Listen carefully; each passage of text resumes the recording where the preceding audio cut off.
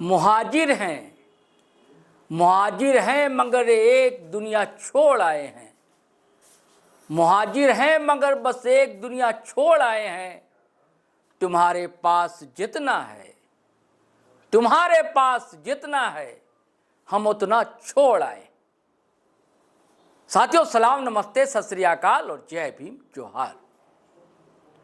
साथियों, झारखंडी और बिहारी आपको दुनिया के हर कोने में मिलेगा। एक तरफ ये सुखद सूचना भी हो सकती है, लेकिन ये दर्दनाक खबर है कि हर जगह उसे गाली की तरह याद किया जाता है। बहुत शोर है ना गालियों को आजकल। तो झारखंडी को और बिहारी को जब वो मेहनत करता है, अपनी नसें को तड़काता है, बड़ी बड़ी अट्टालिकाएं जो दुनिया जहान में आप देखते हैं, या बड़े बड़े दफ्तरों में जो जलवा देखते हैं आप, उसके पीछे झारखंडी और बिहारी होता है। लेकिन उसे लानत मलामत की जाती है जब भी वो कहता है मनव्वर राणा के शब्दों में, मुहाजिर हैं मगर हम एक दुनिया छोड़ आए हैं। तुम्हारे पास जितना है हम उतना छोड़ आए। दरअसल ये वो लोग ज्यादातर हैं दोस्तों जो विस्थापित हैं, जिन्होंने दंश झेला है विस्थापन का, पलायन का, मजबूरी में चले गए। लाखों करोड़ों एकड़ जमीनें अधिग्रहित की गई सरकार द्वारा।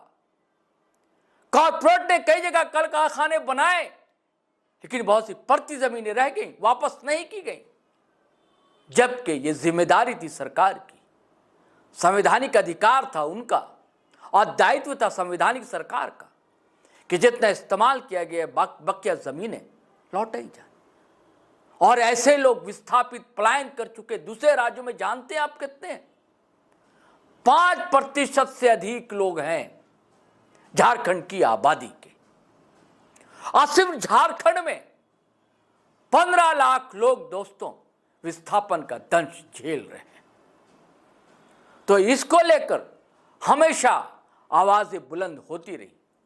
आज सत्ता में जेएमएम है, जब विपक्ष में था तब भी आवाज बुलंद की, कई दलों ने आवाज बुलंद की। 2017 मुझे याद आता है, जेएमएम ने बड़ी रैली भी की थी। और 2017 में ही इस अली जैसा युवा नेता जो कि आम्या संगठन चलाता है, झारखंड छात्र संघ चलाता है, उन्होंने आवाज बुलंद की। उसके बाद राजनीतिक पटल पर जो उभर कर आया एक युवा चेहरा, डुमरी एमएलए टाइगर जयराम, उन्होंने लगातार इस मुद्दे को उठाया। 2-3 सालों से उठाते रहे। प्रमुख मुद्दा रहा उनका पलायन, विस्थापन और खतियान आधारित नियोजन नीति बननी चाहिए। कुछ दिनों पहले एक रैली में उन्होंने कहा था, जब मानसून सत्र शुरू होने से पहले, कि इस बार वो उठाएंगे, और उन्होंने इस मुद्दे को उठाया। दोस्तों, पहले मैं चाहता हूं कि आप वो सुनिए कि विधानसभा सत्र के दौरान टाइगर जयराम विस्थापन पर किस तरह बोले। ऐसा नहीं होता है। आप एक बार चलिए मेरे साथ। हर जगह विस्थापित लाठियां खा रहे, गोली खाए अध्यक्ष महोदय, मामूली विषय नहीं है। सीधे सर पे गोली मारा गया विस्थापन के नाम पे। केवल प्रक्रिया नहीं, मैं विश्वास करने वाला हूं इस पे नहीं। अध्यक्ष महोदय, आपको हाथ जोड़ के विनती करना है। ठीक है। माननीय सदस्य, आपको तो पिछले कार्रवाई के बारे में माननीय मंत्री बता रहे हैं। थोड़ा सा काम बाकी है। शीतकालीन सत्र से पहले निराकरण हो जाएगा, हम तो ही कह रहे हैं। अभी मानसून सत्र में है, शीतकालीन सत्र से पहले आप निराकरण कर दीजिए। माननीय मंत्री जी, प्रयास तो करिए। गोली खा रहे अध्यक्ष महोदय, कपार पर गोली मारा गया। शीतकालीन सत्र से पहले ही होगा। ऐसे कैसे बैठ जाए? हो गया। शीतकालीन सत्र कब पहले करें? ठीक है अध्यक्ष महोदय, मैं सहर्ष विस्थाप को वापस लीजिए। यानी आज समझ सकते हैं विस्थापन एक कैसा दर्द है, जिसकी लड़ाई आज झारखंड का कोना कोना यहाँ के जनमानस लड़ रहे हैं। चाहे वो एनटीपीसी से हो, गोंदलपुरा हो, या गोड्डा का अडानी पावर प्लांट हो। अध्यक्ष महोदय, जमीन के लिए आप देख सकते हैं, पूरे विश्व के परिस्थितियों का आकलन करें तो एक देश दूसरे देश पर परमाणु बम दाग रहा है जमीन के विवाद में। अध्यक्ष महोदय, आज झारखंड के हर एक विस्थापित के सीने में भी परमाणु बम है, लेकिन उसे आस्था इस लोकतंत्र पर, उसे आस्था इस विधानसभा पर कि कभी तो कोई नीति बनाएगा और उनकी समस्याओं का निराकरण करेगा। अध्यक्ष महोदय, लोग 7 दिन में उत्तर का प्रत्युत्तर देते हैं, लेकिन आज हमारे विस्थापित, आज हमारे रैयत 70 सालों के बाद भी ये आस्था लगाकर बैठे हैं कि इसका शायद कोई आके नीति बनाए और उनकी समस्याओं का निराकरण करे। तो अध्यक्ष महोदय, मैं माननीय मंत्री महोदय से आग्रह करता हूं कि वह स्पष्ट करे विस्थापितों की समस्या के निराकरण के लिए विस्थापन आयोग का गठन, पुनर्वास आयोग का गठन कितनी समय की अवधि में करने जा रहे हैं। माननीय मंत्री जी, माननीय सदस्य ने जिन बातों को उठाया है विस्थापन की समस्या को लेकर के, और इन्होंने स्पष्ट पूछा है कि 90 दिन से अधिक बीत चुके हैं, सरकार विस्थापन आयोग गठन की तारीख तय करने के संबंध में वो जानकारी चाहते हैं।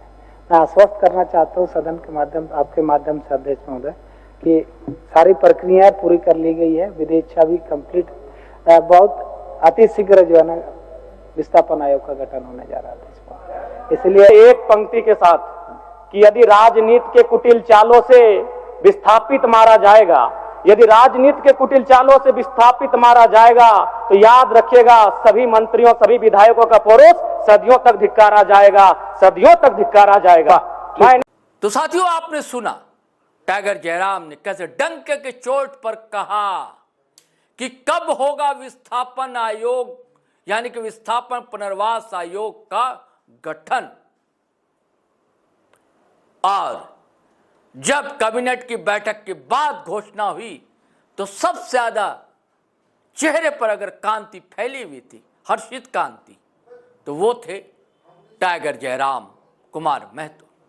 जब अपने लोगों के बीच पहुंचे तो कैसे बता दिया उन्होंने कि 25 सालों से जो काम नहीं हो पा रहा था 5 दिनों के अंदर उनके दबाव के कारण हो गया। सुनिए, जब अपने लोगों के बीच पहुंचे शाम ही, तो टाइगर जयराम ने किस तरह हुंकार भरी। ना उन्होंने 15 दिन का समय लिया, ना उन्होंने 45 दिन का समय लिया, 5 दिन के अंदर आज झारखंड में विस्थापन आयोग का गठन हो गया है। और अभी मात्र 2 घंटा पहले झारखंड राज्य में 25 साल के बाद विस्थापन आयोग और पुनर्वास आयोग का गठन हो गया है। ये 28 तारीख को मेरा बहस था, उस बहस को पूरे झारखंड ने सुना कि कितनी आक्रामकता के साथ, कितने तथ्यों के साथ और कितने शानदार तरीके से मैंने विधानसभा के अंदर बहस किया था। उसका परिणाम मिला। झारखंड में 25 सालों के बाद जो इस राज्य की एक बहुत बड़ी समस्या रही है, जो बहुत बड़ी मांग रही है विस्थापन को लेकर, आज 2 घंटा पहले माननीय मुख्यमंत्री महोदय ने कैबिनेट में बैठकर उस पर मुहर लगाने का काम किया है कि आपने जो मत दिया है, आपके एक एक मत पर हमने आपको गर्व कराया है। और अब सुनिए साथियों, देर रात फिर वो आए और क्या कहा जयराम ने, ये भी आप सुनते चलिए।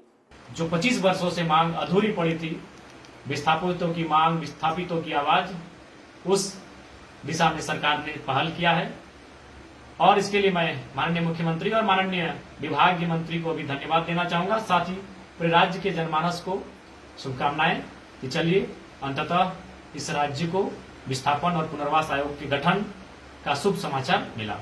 साथ ही प्रवासी मजदूरों को भी पैकेज दिया गया, विशेष पैकेज दिया गया जो करोड़ों का पैकेज है। इस पर भी मैंने 3 बार विधानसभा में सवाल किया था, बहस किया था।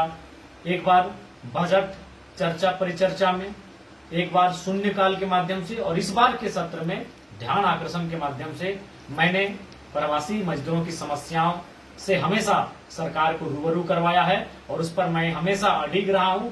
मैंने हमेशा जोरदार बहस किया है। साथियों, आपने सारी बातें सुनी।